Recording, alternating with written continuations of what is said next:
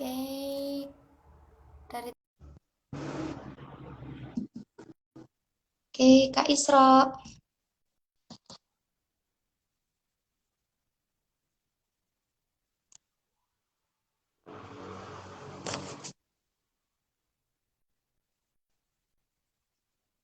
Halo Kak Isro.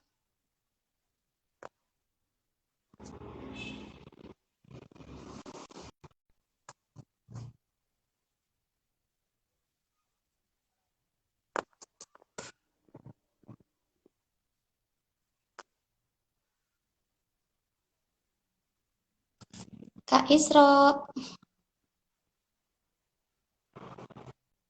Ini sudah aku undang loh Kak. Kenapa nggak bisa ya Kak?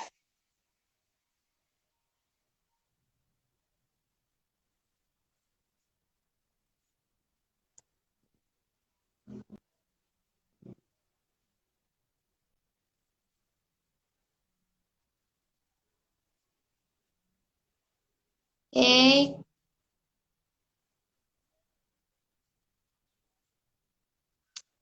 Kak Isro.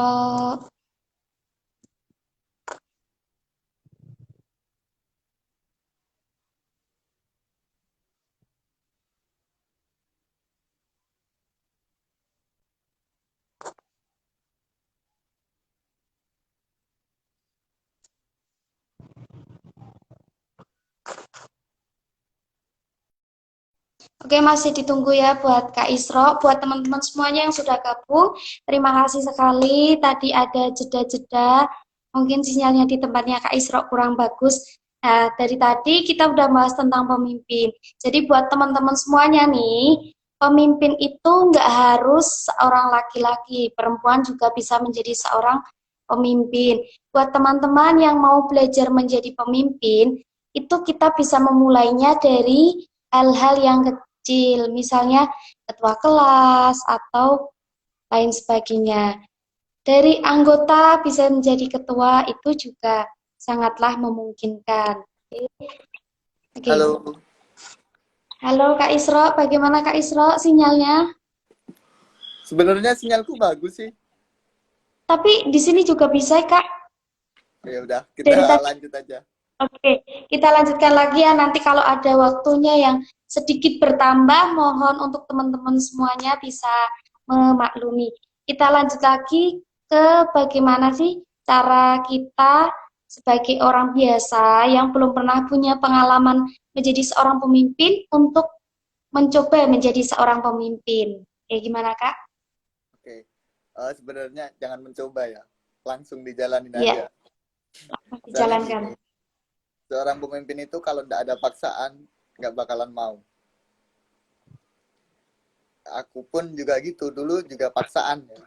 Jadi nggak langsung dari diri sendiri gitu mencalonkan diri. Pasti ada, ya pasti ada.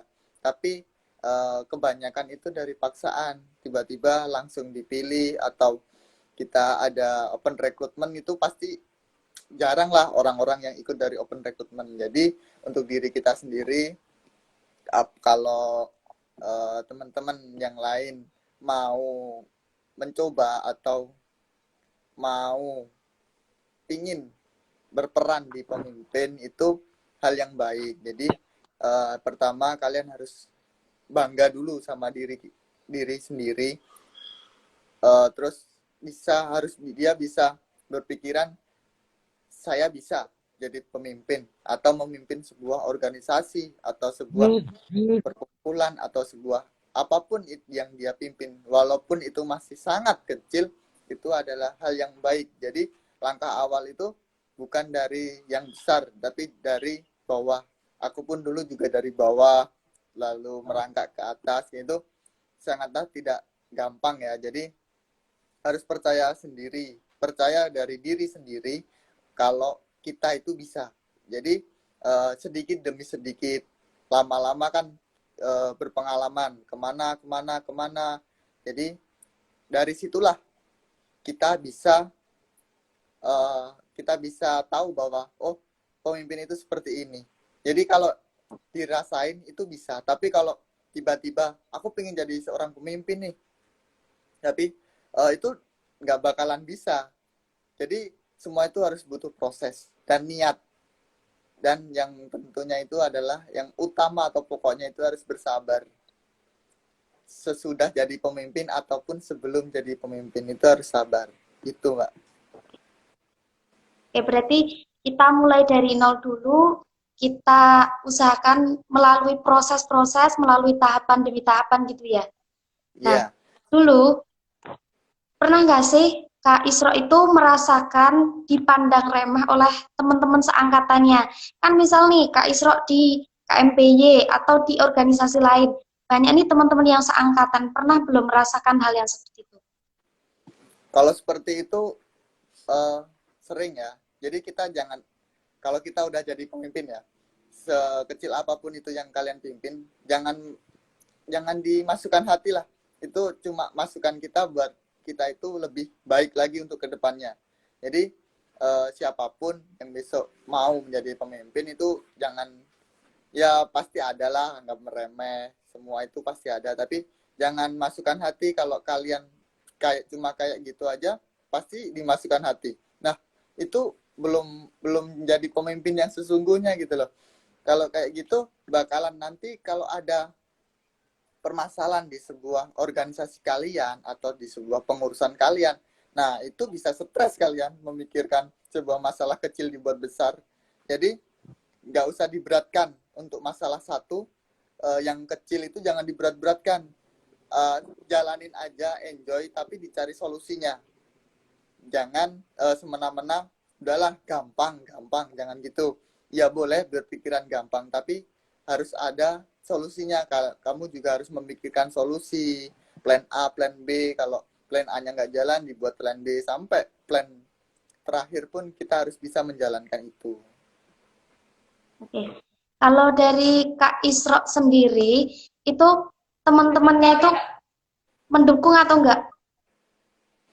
Ya sebenarnya mendukung sih, sebagian besar itu mendukung, tapi yang menjalanin yang di luar organisasi itu pasti ada ya yang nggak mendukung, ginilah gitulah, tapi kita akan harus menjalankan dari strukturalnya dulu. Jadi kalau strukturalmu itu mendukung atau pengurusmu itu mendukung, ya kamu ikutin pengurusmu itu dulu, jangan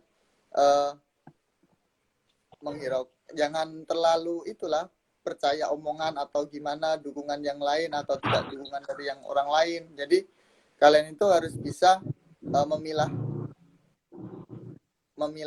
apa ya, omongan dari luar dalam, itu harus bisa memilih. Oke.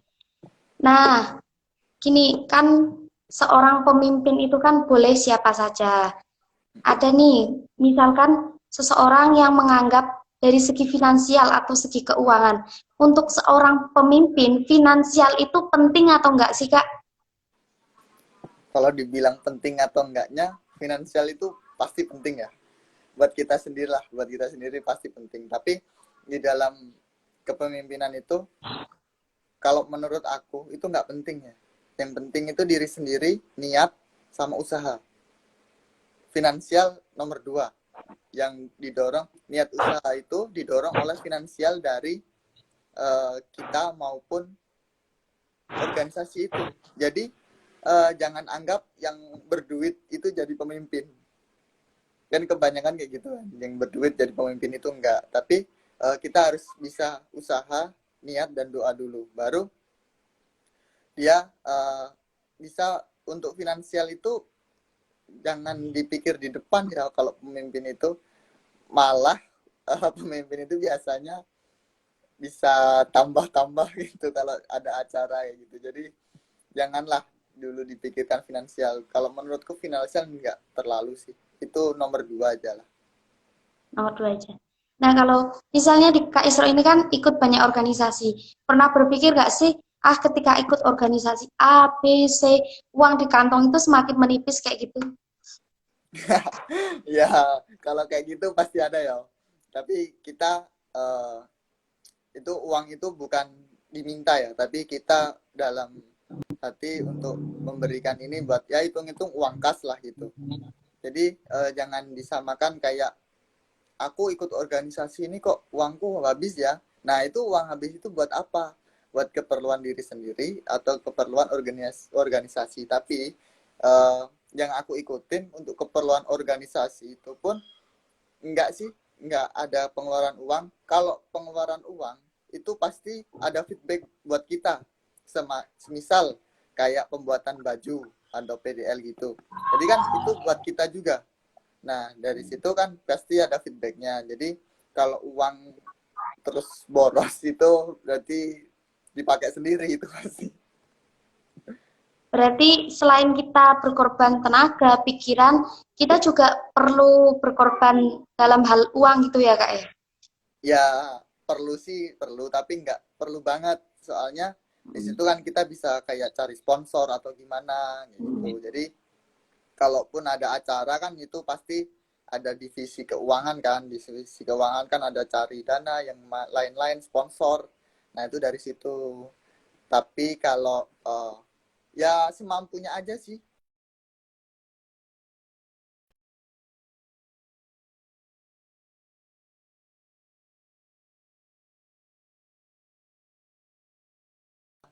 Tercapainya acara itu atau sebuah organisasi itu. Tapi aku ikut dari organisasi itu nggak pernah sih untuk banyak uang keluar untuk organisasi. Itu juga buat diri saya sendiri. Kalau menurut Kak Isro nih, di mata Kak Isro itu seorang pemimpin yang begitu mengutamakan finansial itu seperti apa? Aduh, berat ini. Ya, apa ya? Ya, jadi ada kayak itu loh. Kita menjadi seorang pemimpin kan carinya pengalaman ya, bukan cari uang. Kalau cari uang mending kerja aja, jangan menjadi seorang pemimpin di kalangan organisasi dan kepengurusan loh, bukan di kalangan yang lainnya. Jadi kalau menurutku yang kayak gitu pasti ada tanda kutip, orang yang seperti itu ada tanda kutipnya. Jadi dia bukan eh, apa ya, ikhlas dalam menjalankan kepemimpinan itu, bukan, tapi ada sesuatu yang akan dia raih gitu. Paling kan sejauh ini aku menjadi pengurus organisasi atau yang lainnya, itu yang pertama paling ya mendapatkannya cuma kayak sertifikat. Nah, itu udah penghargaan yang luar biasa menurutku. Soalnya itu buat ke depan. Jadi kalau kita melamar kerja kan pasti ditanyain di CV, ditaruh pengalaman berorganisasi apa-apa. Bukan yang ditanya berapa uang yang kamu dapatkan di organisasi atau di pengurusan sebagai pemimpin gitu, bukan. Jadi kita harus apa ya, bedakan antara cari uang sama kita menjadi pemimpin di organisasi atau di perkumpulan. Betul. Nah, di Kak Isro ini kan saya dulu pernah lihat Kak Isro itu kan aktif di OSIS juga toh. Sekarang juga di perkuliahan, di kampus juga aktif. Nih, Kak Isro itu mulai terjun di dunia organisasi itu mulai kapan, Kak? Mulai SMP. SMP. Niat Ya, Kakak apa tujuan awal Kakak ikut di situ pertamanya itu gimana, Kak? dulu waktu SMP itu menjadi dewan penggalang itu loh, pramuka. Oke, ya. Nah, di situ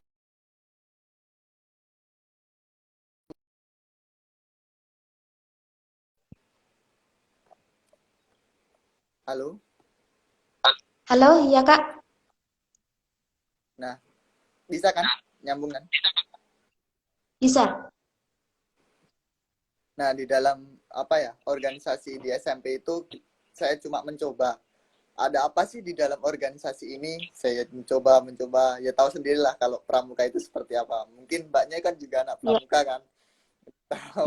Oke. Nah, di situ mulai ikut dewan penggalang, terus alhamdulillah diamanai menjadi ketua. Terus saya ikut OSIS juga di SMP, OSIS wakil ketua.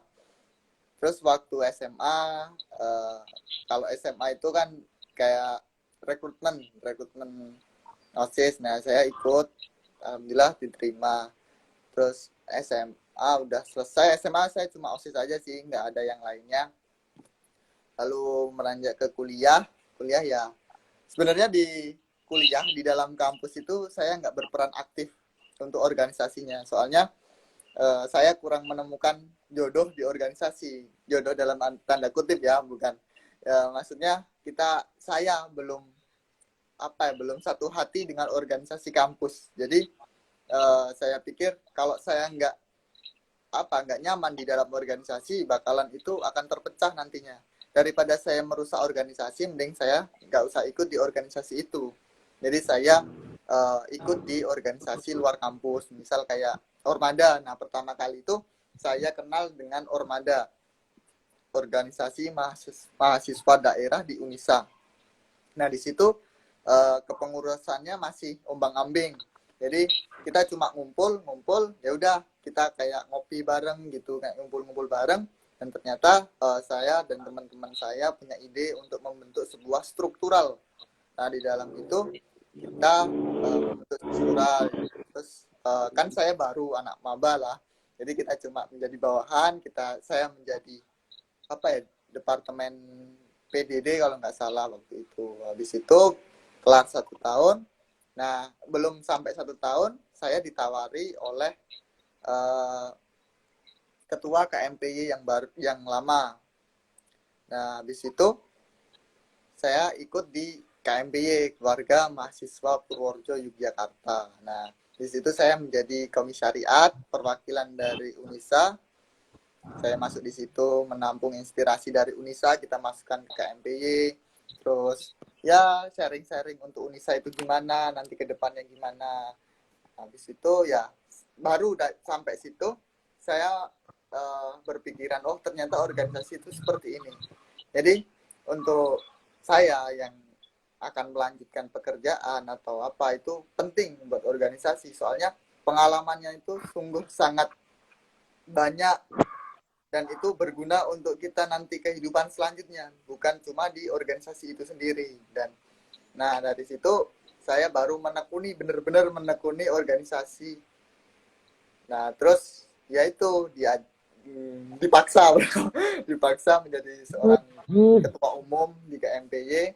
Ya gimana ya, waktu itu saya saingannya berat sih, ada 4 kandidat itu dari UGM, dari UTY, UMY, itu banyak. Nah, ya udah saya bersaing ya gitu ya, apalah yang di step-step yang dijalankan di panitia.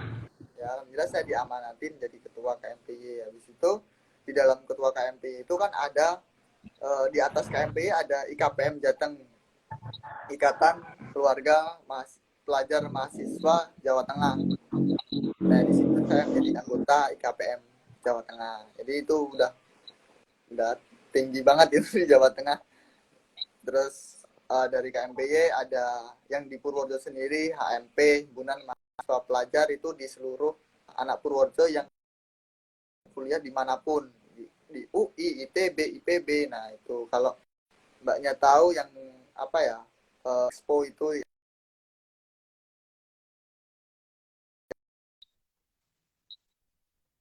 organisasi mulai dari kuliah.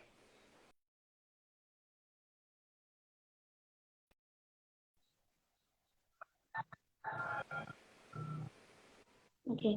Berarti gini ya Kak, ketika kita akan lebih dalam terjun ke organisasi, kita itu harus bisa menemukan sesuatu yang membuat kita senang dengan organisasi itu sendiri ya Kak ya? Iya, harus nyaman dulu. Harus nyaman dulu. Nah, ini kan Kakak ya dihitungnya masih lulusan baru dari MAN atau SMK. Nah, ini pesan atau semangat untuk adik-adik semua, untuk teman-teman yang masih SMA itu bagaimana Kak? Semangat ya, untuk semangat mungkin di tahun-tahun ini down semua. Soalnya kan ada pandemik seperti ini. Saya juga merasakan.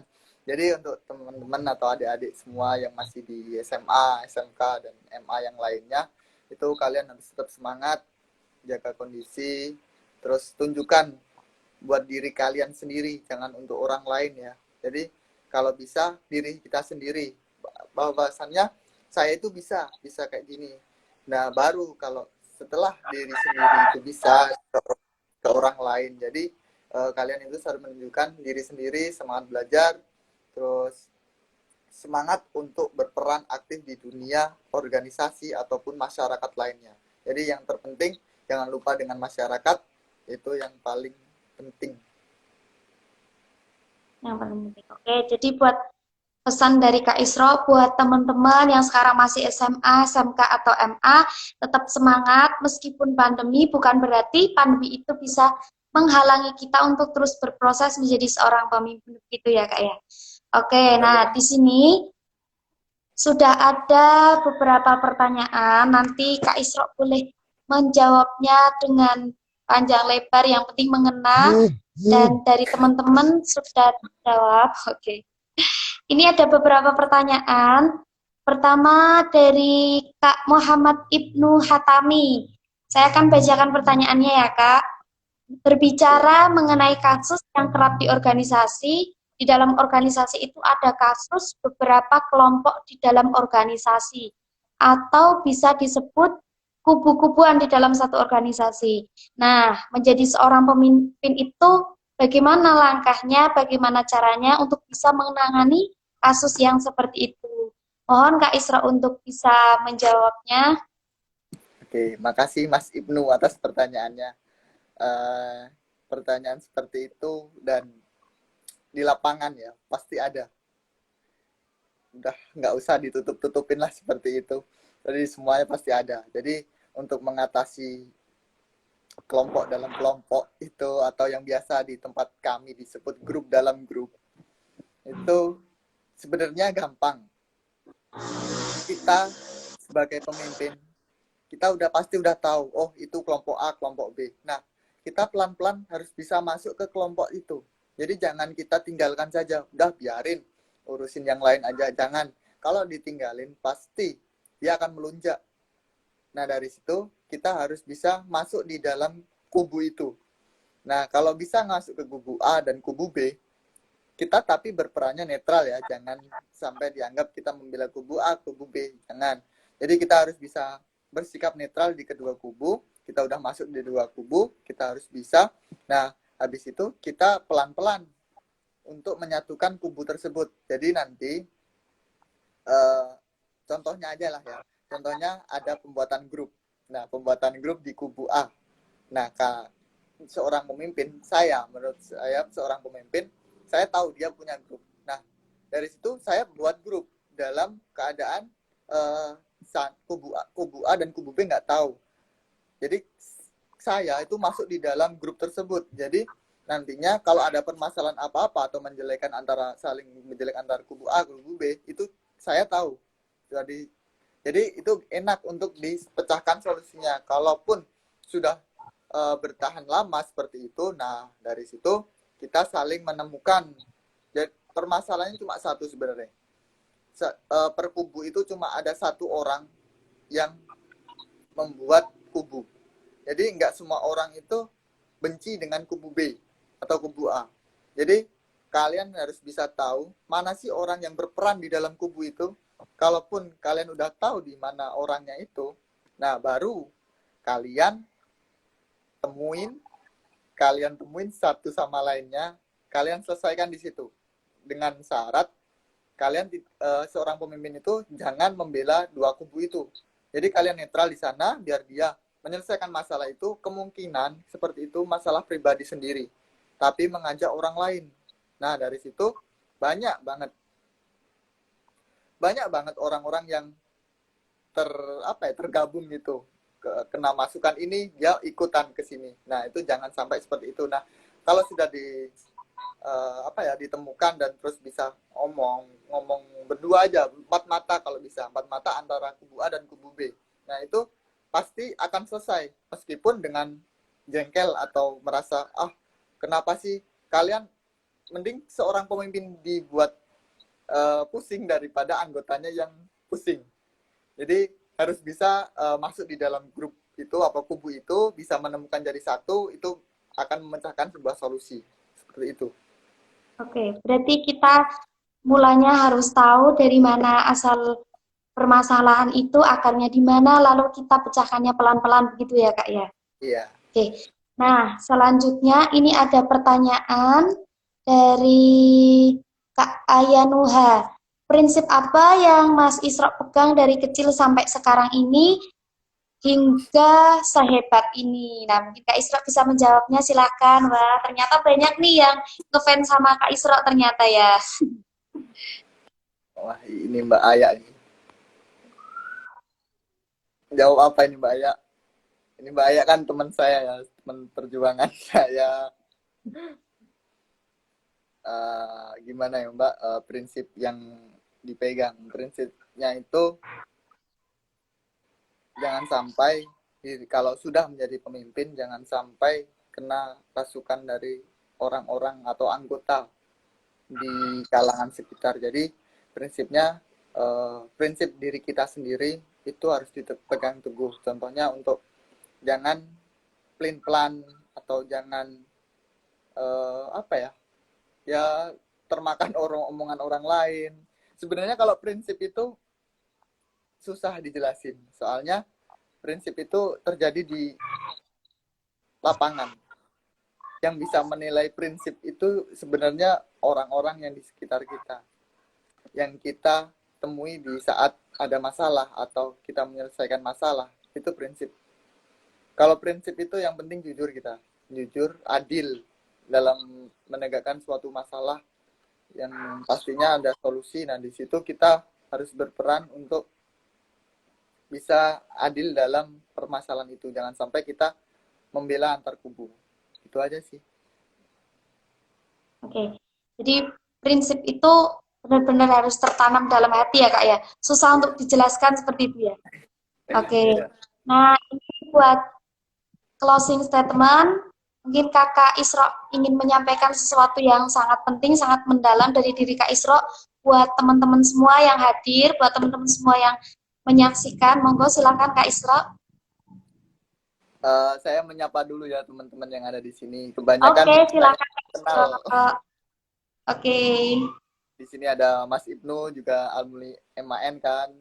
Mas Artisto, Mbak Aya juga. Terus ada yang lainnya, ini masih banyak juga dari teman-teman semua. Terima kasih udah ikut bergabung di live IG Backman. Semoga Backman tahun ini bisa berjalan dengan lancar.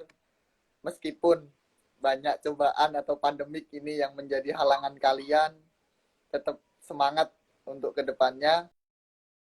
Bisa Backman tahun lalu, dari awal Backman terjadi atau terbentuk, jangan sampai kalah. Tetap kalian bisa semangat untuk panitia semua. Dan apa ya, kesan-kesan terakhir, jangan sampai kalian itu tidak bisa menjadi pemimpin. Jadi pemimpin itu adalah sudah tertanam sejak lahir di diri kalian sendiri.